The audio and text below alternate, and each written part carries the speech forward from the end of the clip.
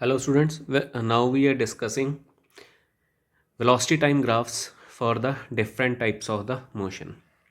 First case is body moving with the uniform velocity. So if a body moves with the uniform velocity, then the velocity time graph, it will be a straight line parallel to the time axis. In this case, body is covering equal displacements in equal interval of time, so its velocity is constant, so it will be a straight line parallel to time axis. In this case, if we try to find out the slope of the graph, it will be 0, which actually represents the acceleration of the body. So if this is the point A, this is the point B, we drop the perpendicular from both the axes. This is time t1 at time t2, and at both the times the velocity of the body is v. So in this case, slope, which is going to represent acceleration, which is v2 minus v1 over t2 minus t1, it will be equal to 0. So slope is equal to 0. But in this case, we can find out the area of the graph. In this case, we can find out the area of the graph in between any two given time intervals, suppose t1 to t2. In this case, the area of the graph, it represents the displacement covered. It represents the displacement covered by the body in between two given time instants, that is in the time interval. Suppose we want to find out the area of the graph in between time t1 and time t2. So here, after dropping perpendicular from point A and B, we have a rectangular region, shaded rectangular region AB and CD, in which one side of the rectangle represents the velocity, another side represents the time taken from point A to B, which is equal to t2 minus t1. So in this case, area of the rectangle ABCD, it is equal to BC into DC, which is equal to velocity multiplied by the time interval, which is nothing but the displacement. So when we determine the area of the velocity time graph, we get displacement covered, and slope give us the acceleration, which is 0 in this case. Second is body moving with the uniform acceleration. When body is moving with the uniform acceleration, that means body's velocity is continuously increasing with time. So graph will be a straight line inclined to the time axis. In this case, if we find the slope of the graph, the slope of the graph will give us the uniform acceleration, okay, which will be a constant acceleration. But if we find out the area of the graph, suppose we want to find out the area of the graph from point O to the point A, then what we need to do, we drop the perpendicular from the point A onto the time axis. So we have a right angle triangle OA and B. So we are trying to determine the area of this shaded region. So area of the triangle OBA, it will be equal to half into base into height, which will be OB into AB. Half OB will represents the time, which will be t minus 0 if this time is t, and AB will represents the velocity, which is nothing but the displacement covered. So in this way, from the area we can determine the displacement. Next is body with certain initial velocity. Here in the part B, body was initially in the state of rest. But what if body is already moving with uniform acceleration but already having some certain initial velocity? In this case, shape of the graph will be same. Only difference, now it will not start from the origin but slightly above the origin. So if this point is A, then this much portion of the graph will represents the initial velocity of the body. In this case, if you want to determine the slope, that will again give you uniform acceleration. Area will give us the displacement. Suppose we want to find out the area from point A to B. This time is t.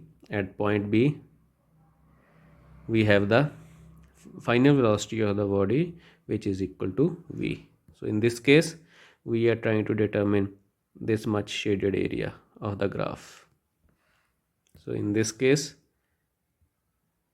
the area, it will be equal to, you can see that it is a trapezium, so it will be equal to half into sum of the parallel sides, that is OA plus, that this point is C, plus BC multiplied by the perpendicular distance between parallel sides. Perpendicular distance between parallel side is OC. So it will be equal to half into OA is initial velocity, BC is final velocity, multiplied by OC, which represents the time taken to move from A to B, which will be giving us the displacement covered. So this is body with certain initial velocity. Next is non-uniform acceleration.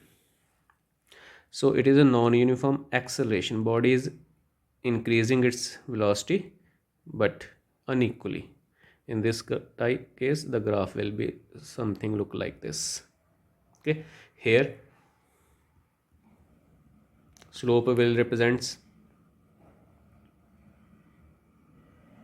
non-uniform acceleration, as it is clear graph is curve in nature, and you can also find out the area, which is again displacement. Deacceleration, uniform as well as non-uniform. If the acceleration of the body is uniform in nature, then graph will be a straight line with the negative slope. Okay, and here you can find the slope will give us the negative acceleration, which will be constant in magnitude, and its area, which is again going to give us a displacement. You can see that here we get a right angle triangle. So again, using the formula for area of a right angle triangle, we can get the displacement covered.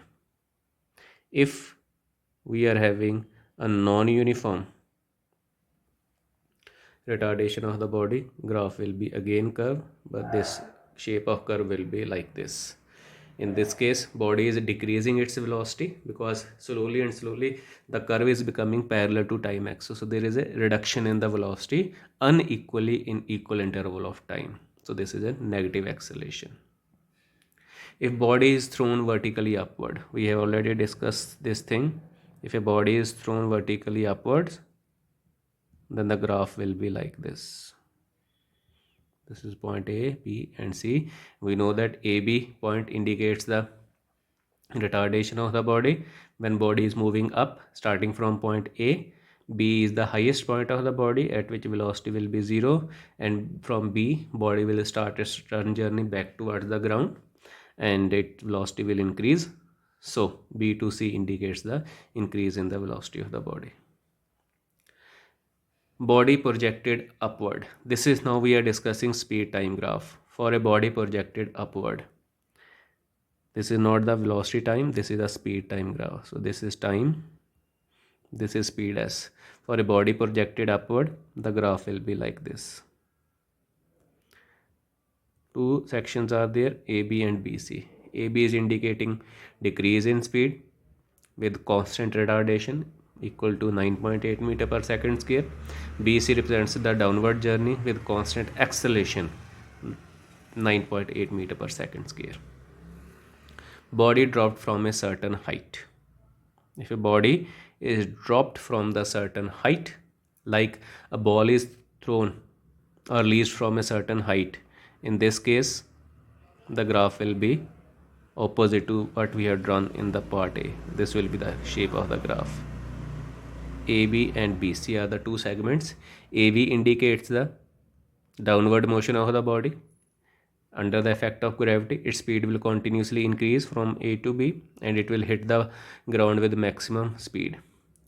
but after that it will rebound from the surface, move against the gravity, so its speed will go on decreasing and ultimately become zero at the point C when it will be at the maximum height. These were the velocity time and speed time graph. At last we are having the acceleration time graph.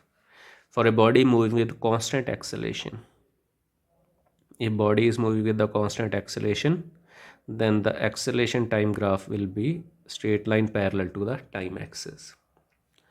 We know that we have not defined any quantity as the ratio of acceleration and time. This means that we will not find the slope of the acceleration time graph, but we know that if we find the product of acceleration and time, that will give us the velocity.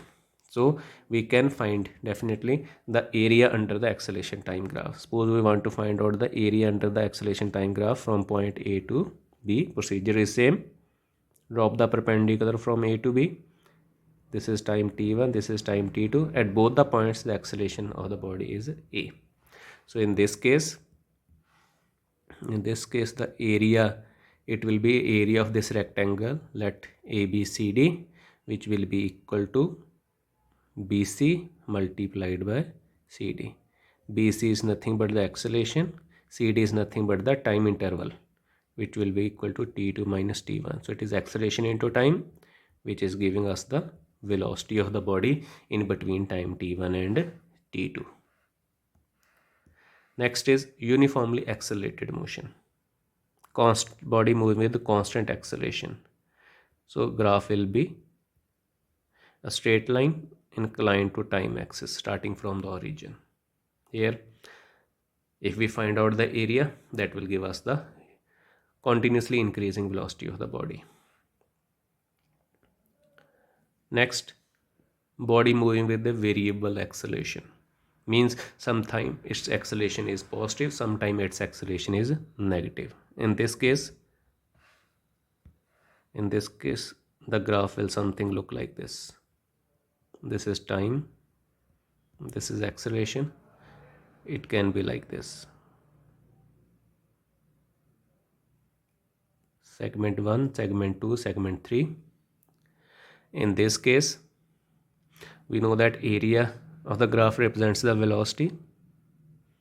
Okay, so the area between the acceleration and time graph, it represents the velocity at the different segments 1, 2 and 3. And in this case, the total change in the velocity, it will be total change in the velocity, it will be equal to area 1, area of the first segment, plus area 3, area of the third segment, minus area 2, area of the second segment. Here we have added the area of the first and third segment because both lie in the positive region, and area 2 is subtracted because it lies in the negative region. So the area in the acceleration time graph, it represents the change in the velocity. So area of acceleration time graph, it actually represents the change in the velocity, because we know that acceleration is the time rate of change of velocity. Thank you.